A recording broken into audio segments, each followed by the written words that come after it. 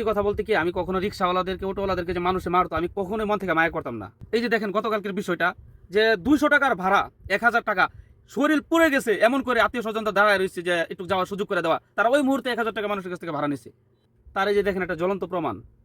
আমি রিক্সাওয়ালাদেরকে কখনোই পছন্দ করি না, কারণ তারা বৃষ্টি আসলে রিক্সার ভাড়া বাড়ায় দিবে, সিএনজিওয়ালারা মানুষের সাথে একটা দুর্নীতি শুরু করে দেয়, মানে মানুষের মেন সময়গুলোতে তারা মানুষের সাথে প্রবলেম করে। এই যে দেখেন গতকালকে উত্তরা এরকম একটা ঘটনা ঘটেছে। আমাদের উচিত ছিল যে কমপক্ষে একটা দিন আমরা মানুষের কাছ থেকে একটু ভাড়াটা কম নিয়ে দ্রুত আমরা একটু হেল্প করি। 50 টাকার ভাড়া 100 টাকা, রিক্সাওয়ালারা 20 টাকার ভাড়া 80 টাকা। মানে বাংলাদেশের মানুষগুলো, বিশেষ করে রিক্সাওয়ালা, অটোওয়ালা, সিএনজিওয়ালা, তারপর হচ্ছে যেমন বন্যা হয়েছিল সিলেটে, তারপরে ফেনীতে, ওইখানে দেখবেন যে নৌকা যারা চালায় ওরা, এই মানে আমাদের বাংলাদেশের মানুষগুলো এক কথায় যে মানুষের সাথে সুযোগে একটা দুর্ব্যবহার করে, যেটা মানুষের ভিতরে গাতে। এই যে দেখেন আমরা রাস্তাঘাটে কিন্তু প্রায় সময় অনেক ভিডিও দেখি যে রিক্সাওয়ালাদেরকে মানুষে মারতেছে, তারপরে দেখবেন যে এই রিক্সাওয়ালাদেরকে এটা করতেছে ওইটা করতেছে, আমরা খুব আফসোস করি। আমি ব্যক্তিগতভাবে কখনোই আফসোস করতাম না, কারণ এদের চালচরণ, এদের ধরনগুলো আমি অনেক আগে থেকে শিকার হয়ে আসতেছি। এই জন্য এদের প্রতি আমার কখনোই মায়া লাগে না।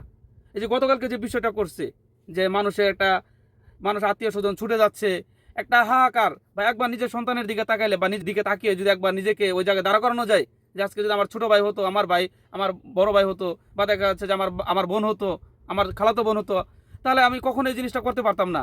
এদের ভিতরে কোনো ন্যূনতম মায়া নাই। আপনি খেয়াল করে দেখেন, আমার এই ভিডিওটা সারা জীবন স্মৃতি হিসাবে থাকবে। আমি আমি কেঁচা মেরা কথা বলি তো এই জন্য পছন্দ হয় না, বুঝছেন, কিন্তু আসলে বলতে হয়। আমি রিক্সাওয়ালা, সিএনজিওয়ালা, এদেরকে আমি মানে এক কথাই আমি নিজে অনেকবার শিকার হয়েছি। যে 10 টাকার ভাড়া, আমি এমনি জিজ্ঞেস করছি কাকা ভাড়া কত, বলতেছে আপনি কোথা থেকে জেনে আসছেন, আমি অমুক জায়গা থেকে অমুক জায়গা পর্যন্ত আসছি, আমি কিন্তু জানি এটার ভাড়া কত, বলতেছে 30 টাকা দিয়ে দেন।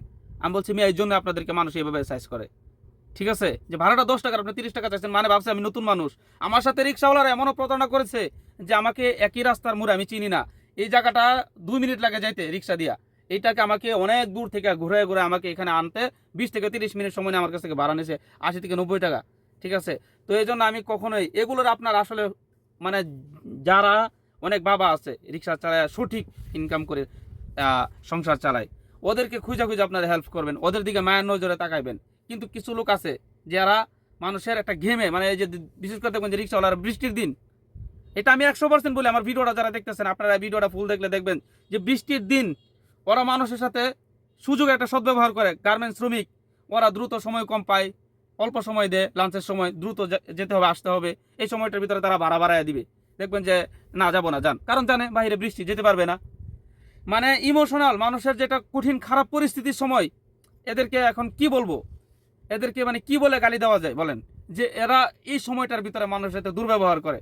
তো আমি রিকোয়েস্ট, এখন আপনারা একটাবার চিন্তা করেন যে এদের টাকার জন্য এরা মানুষের সাথে কি করতে পারে। এরা সব থেকে বড় জুলুমখোর বাংলাদেশে, একমাত্র এরা জুলুমখোর। এদেরকে সবসময় আমি, আর সত্যি কথা বলতে গতকালকের বিষয়টার জন্য আমি এবং আমার পরিবার, আমার কাছের মানুষ, আমরা সবাই অনেক শোক আহত, কারণ এটা মেনে নেওয়ার মতো না। এটা আসলে ভাই, যখন আমি ভিডিওটা দেখি ফার্স্ট, তখন আমার চোখ দিয়ে আমি আসলে এটা কল্পনাই করতে পারতেছিলাম যে এটা বাংলাদেশে এরকম একটা ঘটনা ঘটছে।